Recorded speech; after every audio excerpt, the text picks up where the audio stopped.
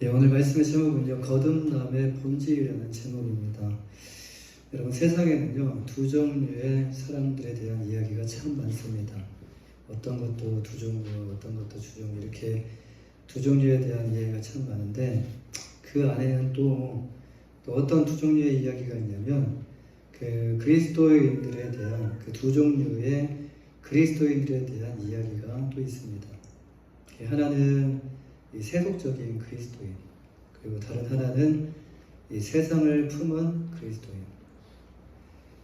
세속적인 그리스도인은요, 자신의 욕심을 채우기 위해 하나님을 찾고 찾는 자들인데, 그들의 예배와 기도는요, 유심히 살펴보면 하나님이 아니라 자기 자신의 필요, 자기 자신의 축복과 그리고 자기 자신의 행복에 맞춰져 있습니다.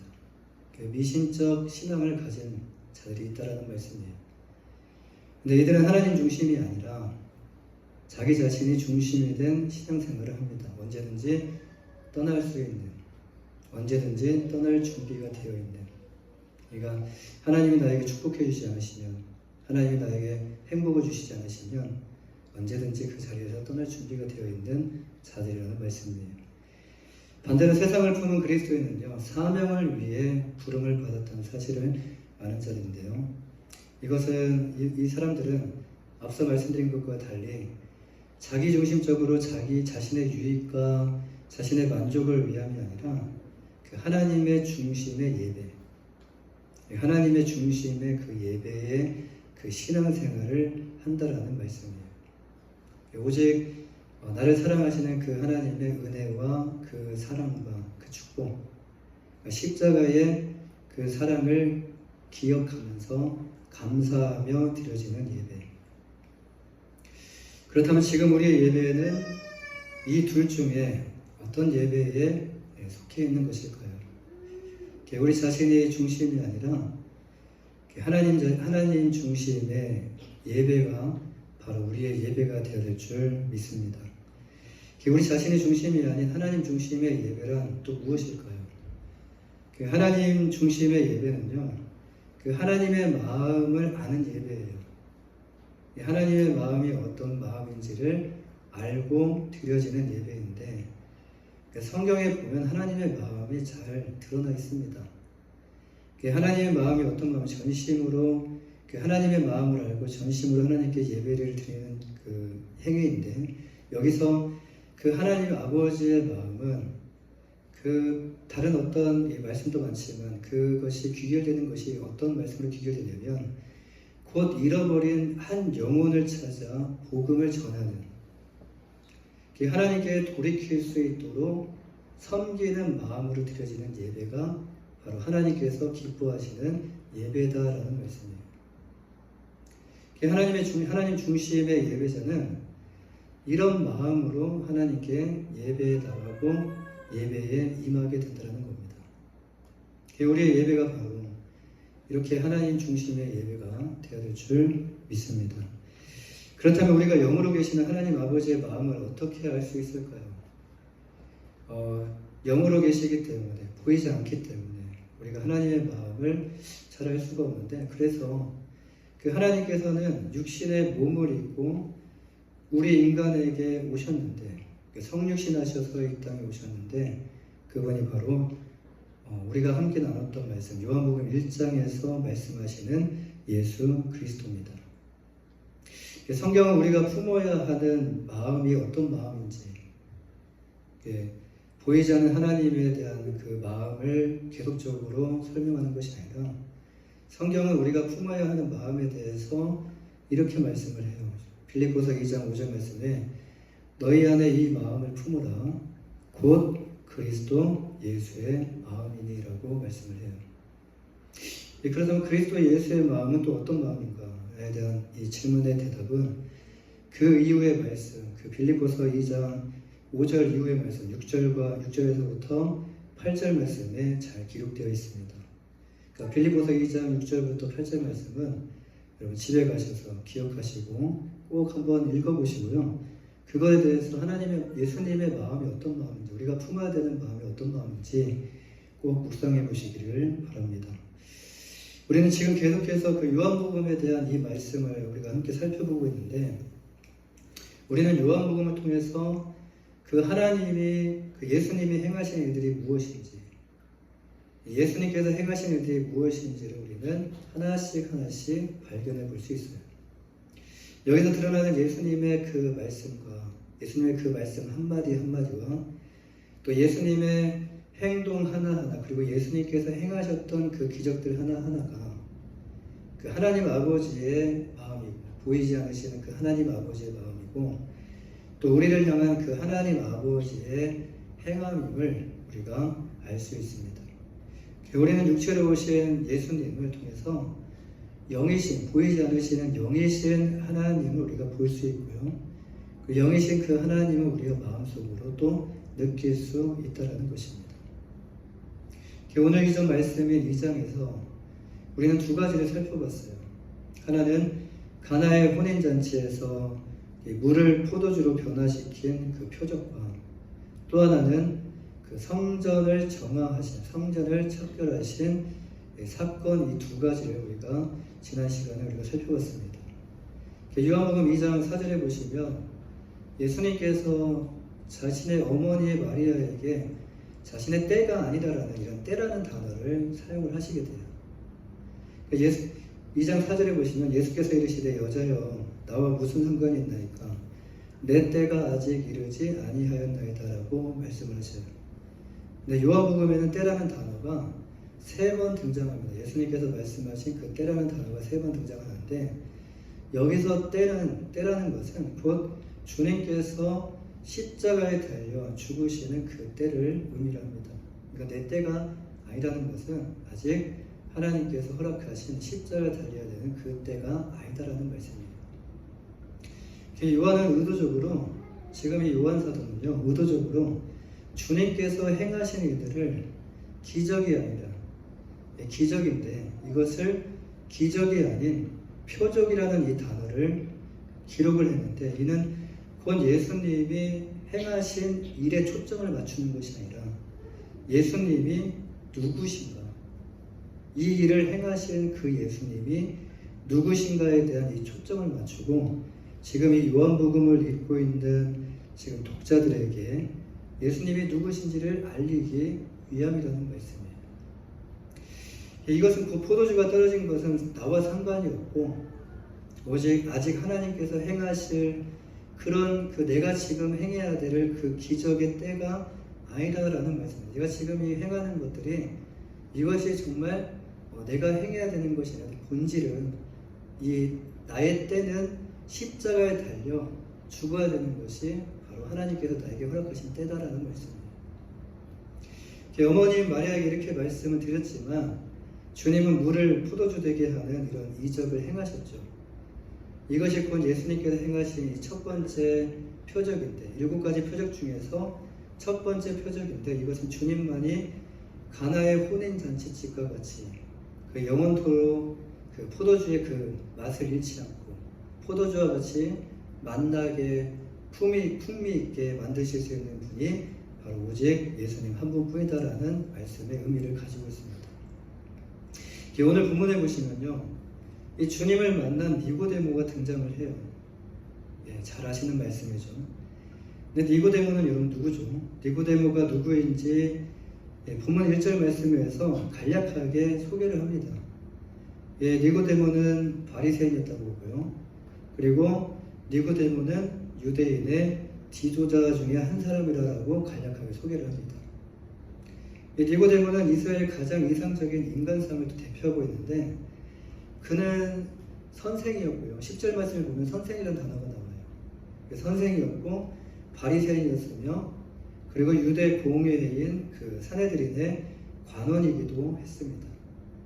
자, 여기서 사내들은 공회는 무엇을 의미하냐면, 오늘날로 말하면 국회를 의미하는데, 종교적인 문제에 대한 결단과 또 로마의 통치 아래서의 시민법에 대한 이런 책임을 지는 기능을 하는 곳이 바로 이 사내들인 공회입니다. 근데 이 안에는 몇 명이 되어 있냐면, 이 대제사장과 또 서기관들, 그리고 바리새인, 사두개인들 해가지고 총 71명의 회원으로 이 안에 구성되어 있다는 말씀입니다. 사내들에는 그 한국에서도 국회가, 미국에서도 국회가 막강한 행사를 이렇게 행하는 것처럼 지금 이 사내들이는요 매우 강력한 막강한 그런 권력 집단이었다는 거예요. 지금 이 안에 누가 있었냐면 니고데모가 이 안에 있었다는 겁니다. 그러니까 니고데모는 엘리트였어요. 이 사회적인 지위, 그리고 지위뿐만이 아니라 그는 부자였습니다. 사업가였어요.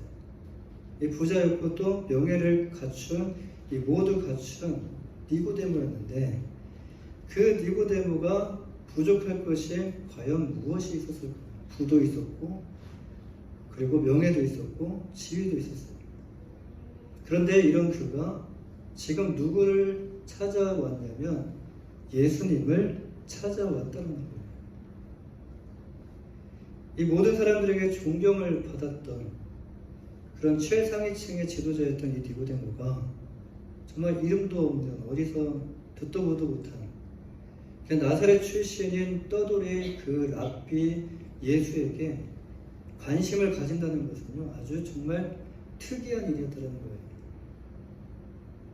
근데 니고데모의 입장에서 보면요, 예수라는 떠돌이 랍비를 찾아간다는 것은 솔직히 국회의원이 어느 한 이름도 알려지지 않는 한 사람을 찾아간다는 것이 쉽지 않은 것처럼, 지금 이렇게 예수라는 떠돌이 랍비를 찾아간다는 것은요 유대의 가장 높은 지도자로서 자존심이 상하는 일이라는 거예요. 그가 주님을 찾은 시간이 또 언제죠?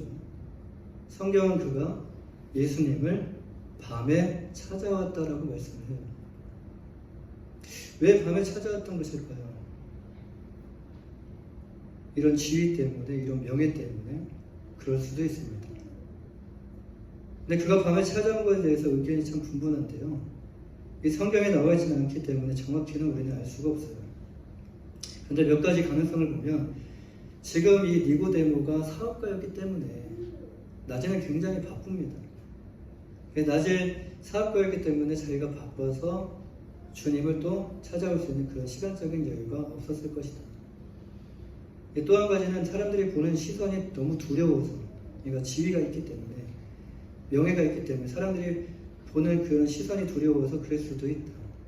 아니면 예수님을 위한 배려, 그러니까 예수님께서 하루 종일 사역을 하시기 때문에, 그러니까 예수님을 위한 배려, 낮에 사역하시느라 바쁘시기 때문에 가장 한가한 시간에 혼자서 예수님을 만나서 그냥 낮에 잠시 스쳐 지나가듯이 인사하는 그런 대화가 아니라 정말 뭔가를 정말 예수님과 함께 나누고 싶었기 때문에 혼자서 예수님을 만나기 위해 밤에 찾아왔을 수도 있다라는 것이에요. 그가 주님을 찾은 이유가 무엇입니까? 이 본문 2절 말씀을 보시면요, 그가 밤에 예수께 와서 이르되 랍비여, 우리가 당신은 하나님께로부터 오신 선생이신 줄 아나이다. 하나님이 함께 하시지 아니하시면 당신이 행하시는 이 표적을 아무도 행할 수 없음이라고 말씀을 해요. 이 안에서 우리는 니고데모가 밤에 주님을 찾아왔는데 주님을 찾아온 의도를 우리가 짐작해 볼 수가 있습니다. 그는 어떤 정치적인 이슈나 지금 사회적으로 일어나는 어떤 정치적인 이슈나 그 개인적인 이유를 가지고 주님을 찾은 것이 아니라는 것을 우리는 본문 2절 말씀을 통해서 유추해 볼 수 있어요. 주님도 바쁜 분이셨고 하루 종일 쉴 새 없이, 니고데모도 바쁜 사람이었습니다. 한가하게 무슨 사적인 이야기를 나누기 위해서 할 수 있는 그런 시간이 없었다라는 거예요. 이 니고데모는 주님께 당신이 행하시는 이 표적이라고 말하는데 지금 이것은요 요한복음 2장과 연결이 됩니다. 예수님께서 성전 정화 작업을 마치시고 그 잠시 동안 지금 어디에 머무르시냐면 예루살렘에 잠시 동안 머무르시게 돼요. 근데 그때 주님께서 또 아무 일도 행하지 않으신 것이 아니에요. 그때 그곳에 머무시는 동안 행하신 일들에 대해서 요한복음 2장 23절에서 이렇게 말씀을 해요. 6월절에 예수께서 예루살렘에 계시니 많은 사람이 그의 행하시는 표적을 보고 그의 이름을 믿었으나라고 말씀을 해요. 한글 성경은 표적이라고 이렇게 단순하게 표적이라고 이렇게 말씀하지만 영어 성경을 보면요, 한 가지 표적이 아니다. 한 가지가 아니라 한 가지 표적이 아니라 표적들이라고 말씀을 해요. 그러니까 여러 가지 표적들을 행하셨다는 것이죠. 근데 주님께서 행하신 그 표적들을 보고 예수님을 따른 사람들이 많았었는데 예수님이 궁금했던 사람들도 많았고 예수님이 참 정치적으로 우리를 해방시켜 주실 분이다라는 그런 생각으로 또 따라다녔던 분도 많았고, 근데 그 가운데 한 사람이 바로 니고데모였다라는 것입니다. 이 니고데모는 주님께서 행하신 일을 단순히 기적으로만 여기지 않고 그냥 주님께서 이렇게 기적으로 행하신 일들이 아니라 다른 어떤 것을 의미하는 그 표적으로 여겼다라는 것이에요. 남들과는 좀 달랐다는 거죠. 예수님을 바라봤던 그런 시선이, 그런 마음이 좀 달랐다라는 말씀이에요. 이 표적은 무엇을 의미하죠? 표적. 기적과 표적이 좀 다른데 여기서 예수님이 하나님의 사람, 이 표적이라는 것은 예수님이 곧 하나님의 사람, 예수님이 누구신가? 예수님께 초점이 맞춰져 있는 것인데요. 다시 말해서 하나님이 그와 함께 할 사람이라는 것을 의미합니다. 그러니까 니고데모는 예수님을 그렇게 생각했다라는 거예요. 그렇다고 예수님은 하나님의 아들이라고 믿은 것은 아니고 예수님께서 행하신 일들을 봤을 때 구약에서 말씀하시는 선지자 중에 한 명이 아닐까. 또 구약에서 예언된, 믿기지는 않지만 근데 예언된 메시아일 수도 있다라는 이런 의문을 가졌다라는 것이죠. 니고데모의 말을 들으시고 주님은 그에게 뭐라고 말씀하시냐면 그거에 대한 어떤 반응적인 이렇게 대답을 하시는 것이 아니라 좀 엉뚱한 그 대화를 이끌어 가십니다. 그러니까 니고데모의 말을 들으시고 주님은요 그에게 거듭남에 대해서 말씀을 하셔요. 갑자기 이 본문 3절에 보시면 예수께서 대답하여 이르시되 진실로 진실로 내게 이르노니 사람이 거듭나지 아니하면 하나님의 나라를 볼 수 없느니라. 지금 2절과 이 3절을 내용을 한번 살펴보시면 서로가 지금 뭔가 맥락이 맞지 않는, 서로가 다른 말을 하고 있는 것처럼 보여요. 지금 이 니고데모는 주님께 뭐라고 고백하냐면 주님은 하나님께로부터 오신 분입니다. 그렇지 않으면 이런 표적을 행하실 수 없습니다라고 고백을 하죠. 이렇게 칭찬을 합니다. 근데 주님은요 니고데모에게 그래 고맙다 뭐 이렇게 말씀하신 것이 아니라 사람이 거듭나지 아니하면 하나님 나라를 볼 수 없다라고 말씀하십니다. 이것은 굉장히 엉뚱한 대화입니다. 엉뚱한 대화인 것처럼 보여요. 대화가 이어질 수 없는 대화예요. 그런데 이것은 니고데모가 갈망하고 그 안에 계속적으로 품고 있었던, 정말 알고 싶어 했던 그런 핵심을, 그의 마음의 그 핵심을 찌르는 말씀이었다는 거예요. 그가 정말 알고 싶었던, 풀고 싶었던 말씀.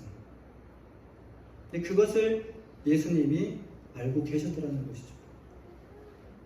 이 니고데모는 3절에서 주님께서 진짜 자신에게 하신 말씀에서 이것이 무엇을 의미하는 말씀일까라는 이런 생각을 잠시 해봤을 것이에요.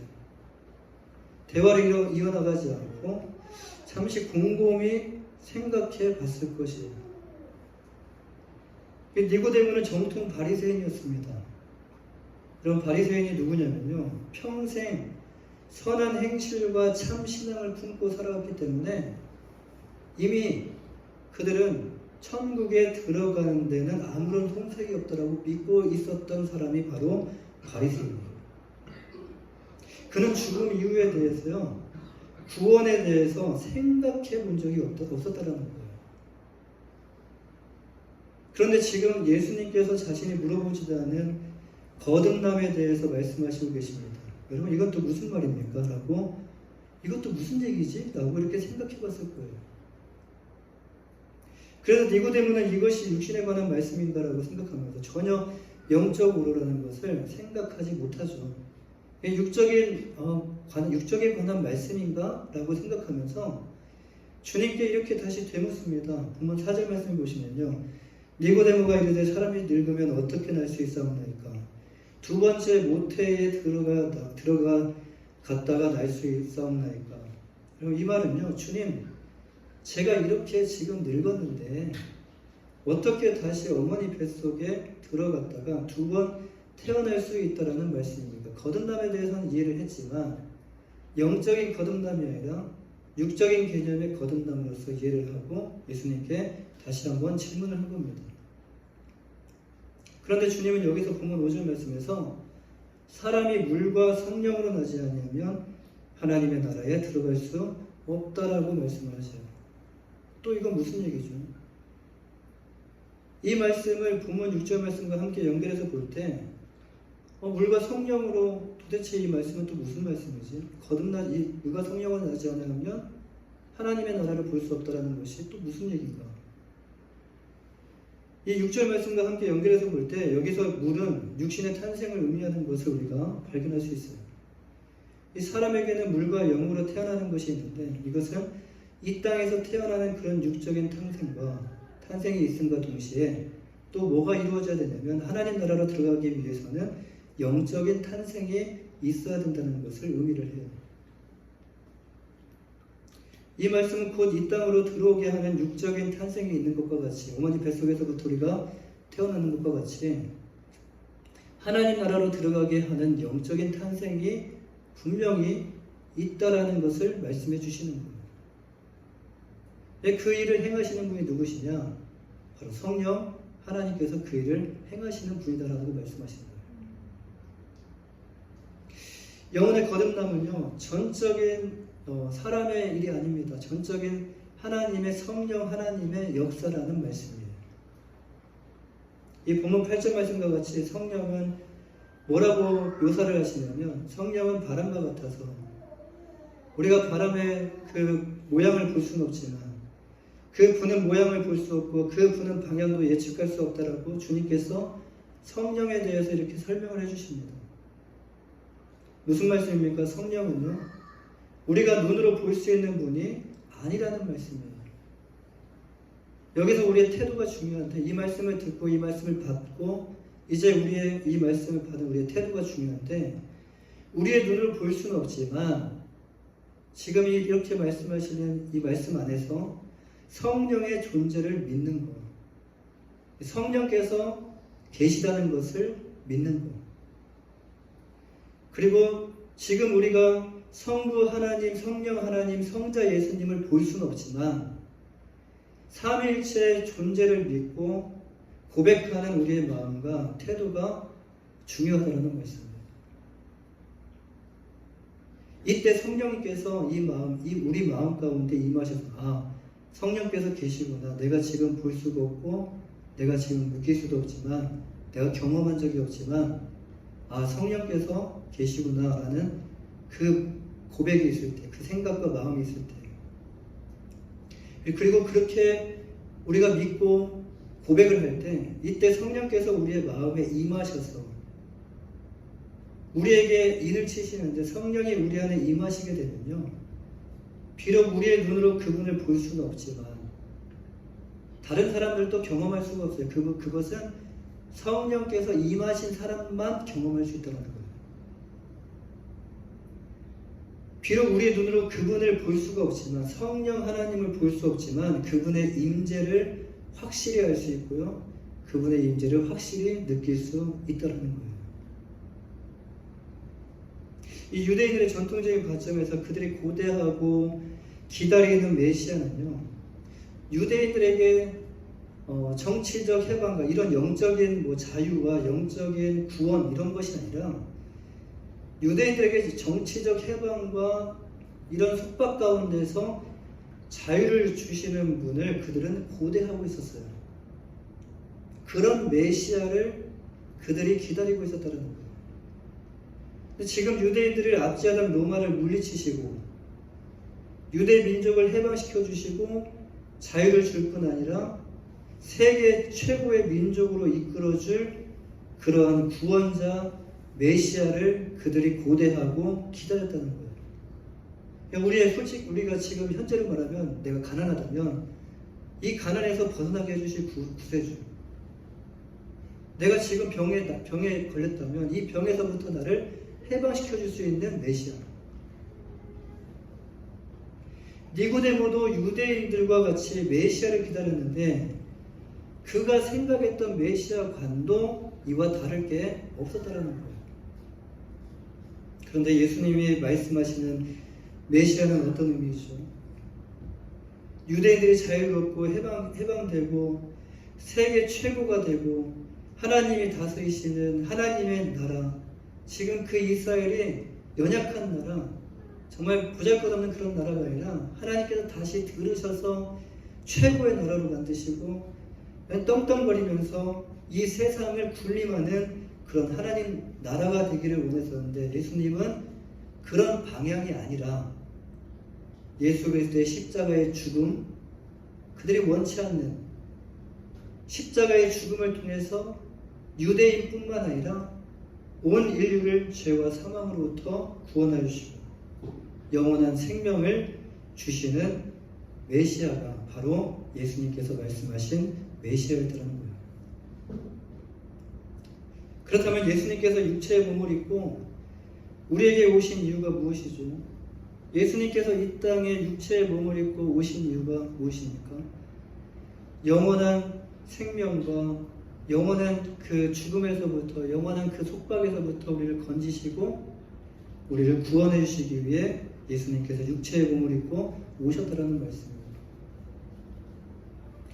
이 구원은 성경에서 나오는 거듭남 그리고 회심이라는 단어와 동일한 의미를 가지고 있는데요. 성경에 보면은 거듭남이라는 단어도 나오고 구원이라는 단어도 나오고 회심이라는 단어도 나와요. 근데 오늘 본문 속에서 예수님과 니고데모의 대화를 통해서 우리는 지금 거듭남에 대한 이 거듭남의 본질이 무엇인지를 우리가 이 말씀 안에서 우리가 발견할 수 있습니다. 여기서 거듭남의 본질은 무엇이죠? 지금 이 안에서 우리가 발견할 수 있는 거듭남의 본질은 무엇이죠? 첫 번째로 거듭남의 본질은요, 오늘 말씀의 니고데모와 같이 있는 모습 그대로 예수님께 나오는 것이에요. 기독교 회심 사건의 본질은요, 기독교의 거듭남의 사건, 기독교의 구원의 사건의 본질은 첫 번째 무엇으로부터 이루어지냐면 예수님께 나와서 예수님과의 만남으로부터 이루어집니다.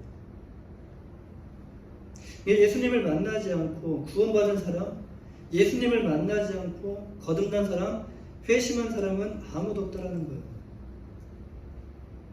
성경은 이렇게 말씀합니다. 예수님이 곧 길이고 진리고 생명이시다라고 말씀하십니다. 오늘 본문에서 니고데모도 예수님을 만나고 회심한 거예요. 이 사마리아 여인도 그렇고 우리가 잘 아는 사마리아 여인도 그렇고 또 우리가 잘 아는 세리장이었던 삭개오도 예수님께 나아갔어요. 오늘 본문에서 니고데모가 예수님을 찾아왔던 것 같이 우리 또한 예수님의 필요성을 알고 우리 또한 예수님이 필요하고 예수님을 만나기 위하여 예수님 앞에 우리가 나가야 된다는 것이 이 거듭남의 첫 번째 본질입니다. 이 요한복음에 보면요, 초청의 단어가 빈번하게 출연합니다. 오라라는 말씀을 하시죠. 오라. 와 보라라고도 말씀하시죠. 그리고 내게로 오라. 우리를 계속해서 영원한 생명수 되시는 주님께 지금도 우리를 초청하고 계신다는 거예요. 두 번째 거듭남의 본질은요, 예수님을 주로 고백하는 것입니다. 더 나아가서 이제 한 발 더 나아가서 주님 앞에 나와서 그치는 것이 아니라 이제 한 발 더 나아가서 예수님을 주로 고백하는 거예요. 이 성경에서 말씀하시는 이 주라는 단어가 이 주라는 단어 안에 두 가지 의미가 있는데요. 하나는 구세주입니다. 구원주 되십니다. 또 하나는 주이라는 의미를 가지고 있어요. 우리의 고백이 이 중 어느 한 가지만의 고백이 아니라 나의 구원주 되십니다라는 이런 고백만이 아니라 대부분의 교회에 이렇게 다니시는 분들을 보면 주님을 어떤 분으로 모시는가. 근데 주님을 두 가지 중에서 한 가지만으로 생각하시는 분들도 있다라는 거예요. 구원주로서. 근데 틀린 것은 아닙니다. 근데 이 중에 어떤 한 가지 의미만이 아니라 이 두 가지의 의미, 그 또 다른 의미가 무엇이냐면 삶의 주인으로서. 주님은 누구예요? 나의 삶의 주인이시다. 이게 삶의 주인으로서 이 두 가지의 의미가 포함되어 있는 우리의 고백이 되어야 된다는 말씀입니다. 예수님이 우리의 구원하시는 분이시고, 우리를 구원하시는 분이시고, 그리고 구원자뿐만이 아니라 우리의 삶의 주인이시라는 그 고백이 우리 안에 필요하다는 말씀입니다. 이 고백이 초대교회 그리스도인들에게서는요, 그들의 삶에서는 정말 중요했습니다. 지금 우리에게는 이것이 별로 피부에 와닿지 않을 수도 있지만, 초대교회 그 상황 가운데서는 굉장히 중요했던 삶이었어요. 이 고백이. 초대교회 시절 로마가 통치하는 모든 곳에서는 길에서 두 사람이 만나게 되면요, 한 사람이 먼저 이렇게 인사를 해요. 안녕하세요가 아닙니다. 가이사는 나의 주님이십니다라고 고백을 해요. 이게 인사입니다. 이렇게 인사를 건네면 또 우리가 상대방에게 안녕하세요 하면 또 상대방에 또 안녕하세요 이렇게 인사를 하잖아요. 이렇게 가이사가 나의 주님이십니다라는 말로 인사를 건넸을 때 상대방이 또 이렇게 고백을 해요. 그렇습니다. 맞습니다. 나의 주님은 가이사입니다 라고 대답을 하는 거예요. 이게 인사였어요. 그런데 신실한 그리스도인들은요, 이런 인사에 다르게 반응했다고 합니다. 주님이 바뀌었죠. 삶의 주인이 바뀌었죠. 가이사가 주님이시다라고 인사를 건넸을 때 신실한 그리스도인들은 아닙니다.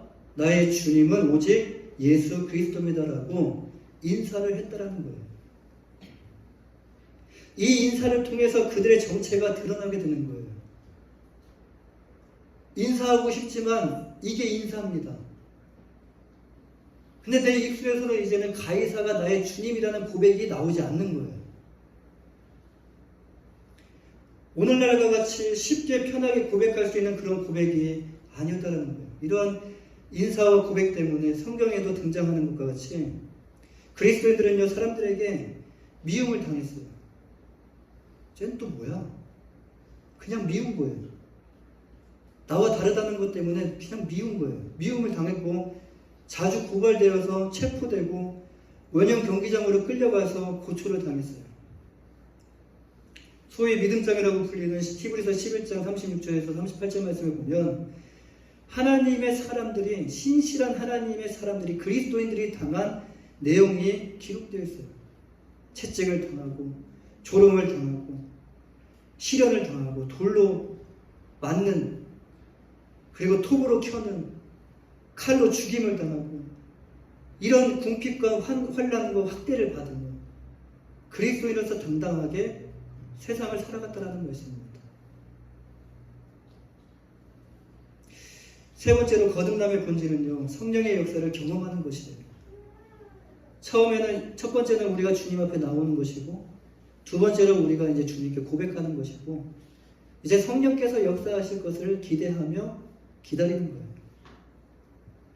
본문 5절 말씀에서 사람이 물과 성령으로 나지 아니하면 하나님 나라에 들어갈 수 없느니라. 8절 말씀에서 성령으로 난 사람도 그러하니라.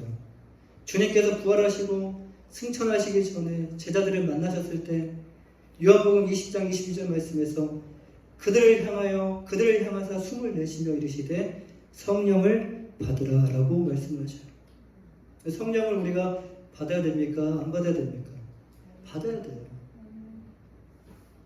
성령의 존재를 믿고 성령을 사모하며 성령을 기대하며 성령의 받을 것을 하나님 앞에 기도하셔야 돼요. 우리가 그리스도를 주로 고백할 때 마음의 문을 활짝 열고요, 우리가 주님을 우리가 그리스도를 주로 고백할 때 성령께서 우리 안에 임하셔서 우리가 하나님의 자녀임을 이제 정말로 우리의 마음으로 믿게 하여 주십니다. 성령이 우리 안에 임하시게 되면 비록 우리의 눈으로 그분을 볼 수 없지만 그분의 임재를 확실히 알 수 있고요.